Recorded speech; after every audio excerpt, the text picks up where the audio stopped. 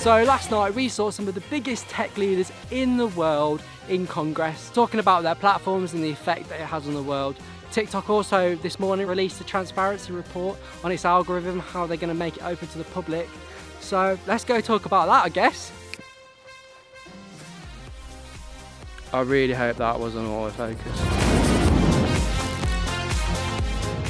Jamie! Yeah, look how cool I am. I have been reading this morning, mate, about this move from TikTok to open up their algorithm. They want to basically open up the algorithm for experts to observe. The timing of it's amazing. So Zucks and Google are up against Congress, aren't they, soon? Trump is chucking in his concerns and even threats about banning it. It's a move from TikTok to get ahead in the industry and also to try and portray that they're not linked with China, you know, in that battle. Oh, the door's going. Give me a second, mate. Yes, Jamie. Hope you're well. I've got my own videographer here. My 10-year-old son, Dylan, is doing the work for me. Busy day today, mate. Really busy morning. I've been working a lot on social strategy. We've got the three communities. We've got Ministry of, On a Budget and On the Tools.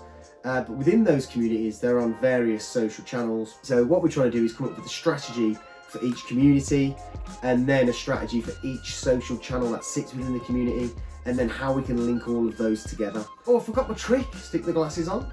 Oh, mate. That's not even funny. Absolutely mugged me off there, mate.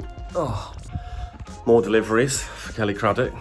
What was I saying? So, yeah, it's a really good move from TikTok because they've got to get ahead of it. They've got to get ahead of the fact that people are looking into them and linking them with Chinese government, yeah? And I think this is a step for them to go, look, we're not. But how much are people actually going to be able to see? You know, are they going to open up the whole algorithm? They're not going to do that. The social media and political war continues. Let's see what happens next. Oh my God. Lovely bit of footage that from Lee. Now it's time to move on to the next part of the vlog. In the last couple of weeks, I went on a lovely walk with Liz and we talked about retained clients. Today I want to dive in a bit more about some of the retainers we have and why we do them and the benefits of them. Let's get into it! Ah!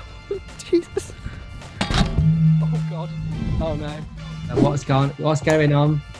Gonna have a baby sometime next week, mate. Ah! So there's that. Talking a bit about retained partnerships today. Talk to me. Obviously, we talked a bit about retained partnerships around a budget and some of the brand group memberships we're doing. I want to understand why we do them and why they're important. And I think there's a few reasons, mate. Really simply, like you've got the brand gets a consistent message. So they can be, if they want to talk to a particular audience on the tools, let's say, they can do it consistently. And I think they often like that because a lot of brands want to do that. They don't want to talk to somebody just once. Yeah. So we can help them. Having a retained account is important because of the results that it'll deliver long term. So for example, if you see a social ad for Hobnobs and you see it once for like 2 days and never again, you'll be like, okay, cool, Hobnobs, like, and it might have got amazing engagement, but the kind of long-term effect is not there. Whereas if we're doing a campaign for Hobnobs every single week, ultimately our communities and their wider audience are going to be like, oh, cool, I should go out and buy some Hobnobs because it's that repetition that really matters. You get like a dedicated production team. So there's a really good example. You know, when we talk about consistency, Yeah. like you could get that production team from day one. Yeah, the production team's a massive one because, you know, you want your production team as well as your account managers and client managers to know your products inside out. So they know how to use the products, so they can shoot how to use the products. That's a massive 100%. Instead of going to like one production house, then go somewhere else to purchase some media space, then go somewhere else maybe to get some PR. We can produce everything in-house, and then if we want, we can take that content that we've produced and give it back to them to do on their own channels. So then there's even more consistency. So, you know, consistency is not the only thing. Obviously, I think for me, mate, it's definitely that partnership. Like, we want to be like, is it David Brent?